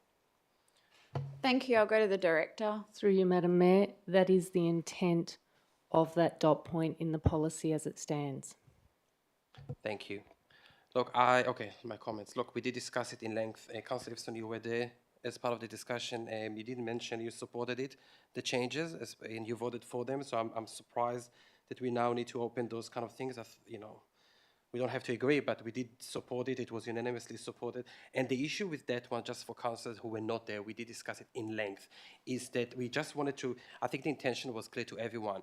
Councillors who make comments should not speak on behalf of the council. This is the role of the mayor, and that's it. That was clear to everyone.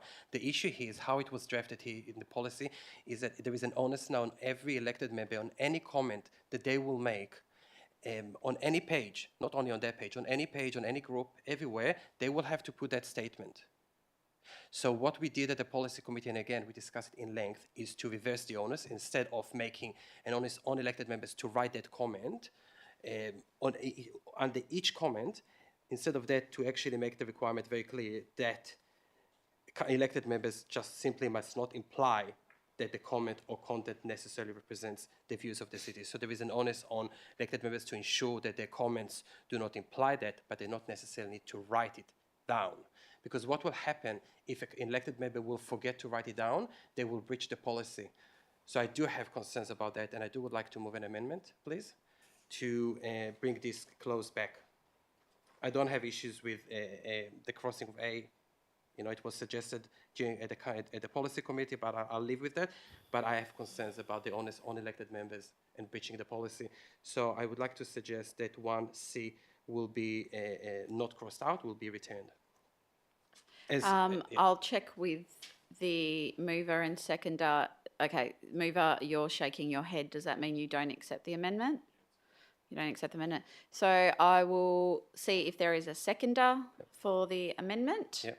Do I have a seconder for the amendment? Councillor Bull, would you like to speak to Yeah, look, again, simply, as I said, we already discussed it in length at the policy committee. It was unanimously supported by both the current mover and seconder. No comments were made against this removal, but we can debate it now again. The onus is too big on elected members. I'm not aware of any other local government that has such a requirement. Requirement on elected members to make such a comment under each comment on social media. It's too onerous. Every elected member should be aware that if they will forget that, it will be a breach of the policy. A complaint can be served against them. I do not want to see that on something so restrictive. We should definitely go back to what the policy committee agreed on, is that elected members should make sure that they do not imply that the comment or content necessarily represents the views of the city, which I'm sure every councillor will agree that that is the case. Thank you. Thank you. Councillor Bull? Can I just ask some questions, if that's okay, Yeah. just so I can understand? I don't know whether I'm going to support this or not. I seconded it because I have some questions.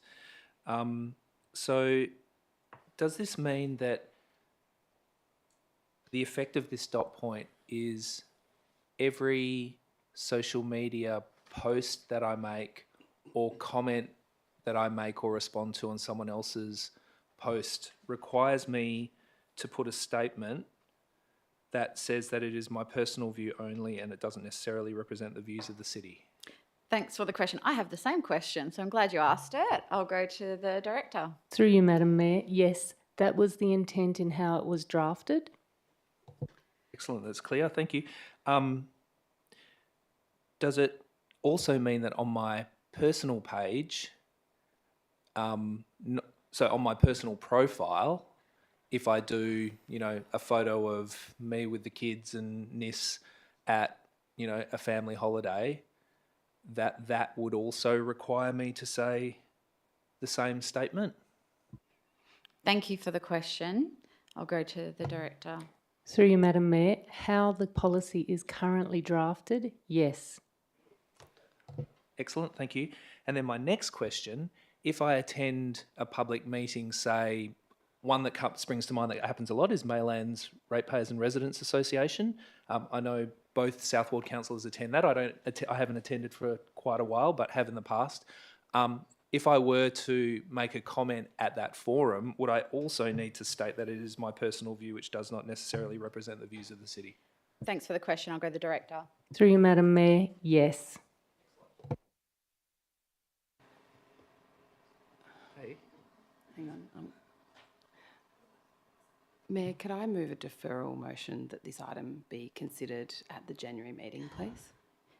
Yes, you Any at answers to the that question? January OCM or policy Sure. meeting. No, let's go the OCM because we've thrashed this out in great detail at the policy meeting. So I think we need to work through this and come up with something that actually works with social media. Could you?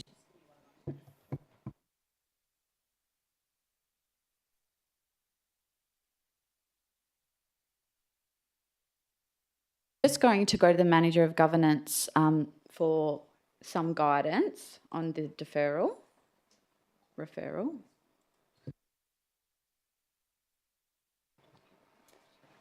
Through you, Madam Mayor, so it's a procedural motion to refer the matter to the council meeting in January, and the reason for the deferral is to allow council further time to consider the matter. Okay, so I'm happy to second that, Councillor Clark, and you can speak to it. So councillors, based on the answers there, I'm not sure everyone around this table has fully considered the impact on our lives that this would have, that if every time you post, both on your personal Facebook or on social media, but also in your council one, and also when you stand up and speak at any kind of community meeting, that you're then constantly saying that it's a personal statement or not. I think the public is going to get very confused. At the end of the day, we're always councillors, and how we give any kind of comment has to be carefully considered, and I think run the risk of going into debate here, but so I think we need the extra time to actually go back and work out the wording of this and the intent. I can see what the city was trying to do, but I'm just not convinced it's going to work in practice, and I fear that we inadvertently breach something that we can't actually comply with. Thank you. I will now put the procedural motion to the vote. All those in favour? That's Councillor Maleka, Councillor Ostrowski, Councillor Eason, Councillor Sutherland, Councillor Latta, Councillor Clark, Councillor Johnson and myself. All those against is Deputy Mayor and Councillor Bull. That has been referred to the January OCM. Okay. So the next item that's been pulled is 10.5.1.8, new policy reimbursement of external committee members. Councillor Sutherland, you pulled this one. Yeah, look, just to be a pain and vote against it. I know Okay. it's going to get in, but just So you're because voting I don't it. agree Okay, with it. Yep. that's all right. Deputy Mayor, you've provided an amendment. So did you want to move this item then Yes, I'm happy. Thank you. with the amendment? Yes. Do you want me Which to has read it been out? provided. No, that's fine. It's been provided to councillors. Do I have a seconder? Councillor Latta, Deputy Mayor. Yes, look, we did discuss it at our recent councillor briefing. We have recently heard that we are now allowed to provide meeting fees to committee members. This is something that when we discussed this policy at the Policy Review and Development Committee, we were not, the information was not available at that stage. So I'm proposing that we will refer it back to the Policy Committee and we will have the full discussion there. And as per the amendment here, the officers will provide us with their suggested model. Who are we going to reimburse, how much, etc. And then that will be the starting point for the committee to discuss this issue in length, and that will happen in January. Thank you. Thank you, Councillor Latta. Anyone wish to speak on this? Councillor Clark. Just briefly to say, I think it's important that we do defer this and go through in more detail based on what's changed in terms of some of the procedural state and SAT things, but how important it is and will be that childcare costs be included into the policy going forward. That is the difference between women being able to engage in these committees and not. So it is a major issue of equality that needs to be addressed. Thank you. Anyone else wish to speak? I'll go to the mover to close. Put this to the vote. All those in favour? That is Councillor Maleka, Councillor Ossowski, Councillor Eason, Councillor Latta, Deputy Mayor, Councillor Bull, Councillor Clark, Councillor Johnston and myself. All those against is Councillor Sutherland. That is carried. And the next one we have to pull is Councillor Latta, you declared an interest in 10.5.2.8, the quarterly performance review, corporate quarter one. So can I have a mover and seconder? Move Councillor Bull. Seconded. Seconded Councillor Eason. Councillor Bull, anything? Councillor Eason, anything? I'll put it straight to the vote. All those in favour? That is unanimous. Thank you. Okay, we'll now move to adopt the remaining items in section 10 on block. Can I have a mover and seconder? Move Councillor Sutherland. Seconded Councillor... I just want to vote against another one I forgot to. Oh, okay, so we haven't moved them on block yet. So that's okay, we can do it. Which item was that? Just 10.5.16. I'm not going to talk about it. I just 10.5.1.6, which is the policy review investment. Yes. Okay, so do I have a mover and seconder for this one? Move Councillor Johnson, seconded Councillor Maleka. Councillor Johnson, Councillor Maleka. Anyone wish to speak on this? I'll put it straight to the vote. All those in favour? That is Councillor Ossowski. All those in favour, I'll ask that again. All those in favour? Councillor Maleka, Councillor Eason, Councillor Latta, Deputy Mayor, Councillor Bull, Councillor Clark, Councillor Johnston and myself. All those against? Councillor Ossowski and Councillor Sutherland. That is carried. So I will now move to adopt the remaining items in section 10 on block. Do I have a mover and seconder? Move Councillor Latta. Seconded Councillor Johnson. I'll put that to the vote. All those in favour? That's unanimous. So we'll now move to notices of motion. 11.1, Councillor Georgia Johnson, Morley Drive Speed Zone. If you'd like to read out, if you'd like to. Thank you. Yeah, it's quite short, so I will. Thank you. So I'd like to move that Council request the Chief Executive Officer to write to Main Roads WA to request the speed limit on Morley Drive from Camboon Road to Wick Street, which is the City of Bayswater limits, to be reduced from 70 kilometres an hour to 60 kilometres an hour. Thank you. Do I have a seconder? Councillor Latta. Councillor Johnson. Thank you. I mean, so just to be clear, this is not our area. I'm asking that you to support, councillors, that we ask Main Roads to make is the determining authority to do this within the boundaries of the City of Bayswater. The 70 kilometres here is quite an historical anomaly. It probably goes back to before we had Reed Highway and Tonkin Highway, and it was probably country roads, I don't even know. Certainly they weren't the inner suburban roads that they are now. It has become an issue in recent council decisions when we've had to make decisions about roundabouts. They're bigger because it's a 70 kilometre zone. They have a bigger impact on the landscape. We've had to remove trees because at 70 kilometres an hour you need longer sight lines than you do at 60 kilometres an hour. There's other planning issues that have come up that do roads coming in and out are much more complicated when it's 70 kilometres an hour compared to 60 kilometres. So it's starting to have a bit of an impact, this historical anomaly, which I'm sure people like it because it's convenient.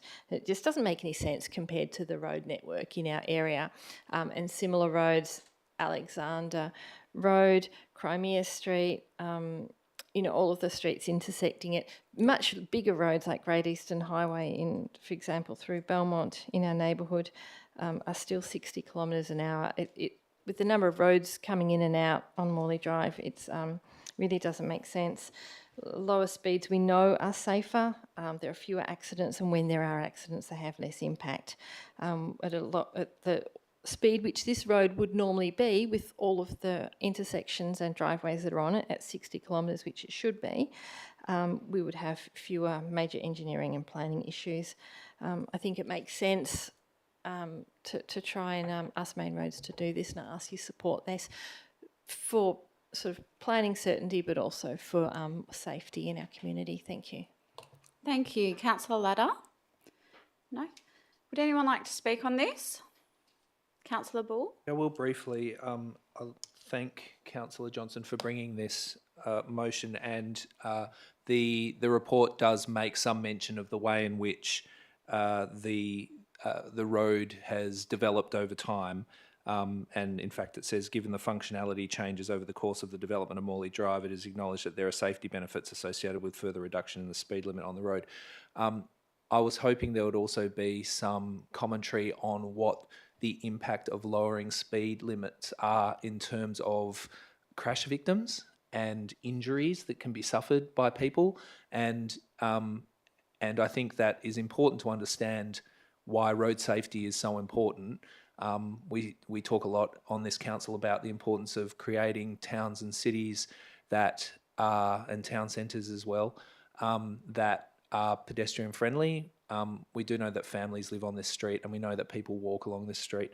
So I think also from the perspective of pedestrian safety, thinking about lowering the speed limit, I think is important too. Thank you. Anyone else wish to speak on this?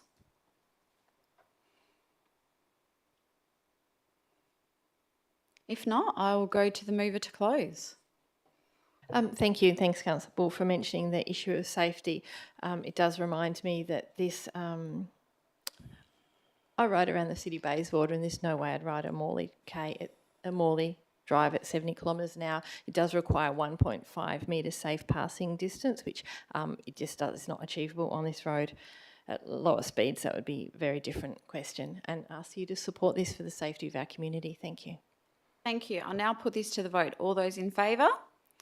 That's Councillor Ladder, Councillor Bull, Councillor Clark and Councillor Johnson. All those against is Councillor Maleka, Councillor Ossowski, Councillor Eason, Councillor Sutherland, Deputy Mayor and myself. That is lost. I'll now move on to item 12, questions from members without notice. Are there any questions?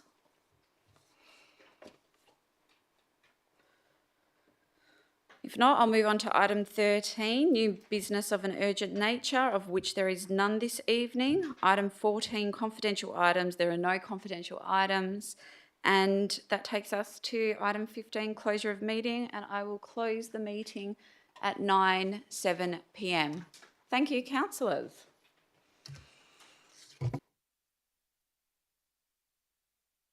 Merry Christmas, everybody. See you next year.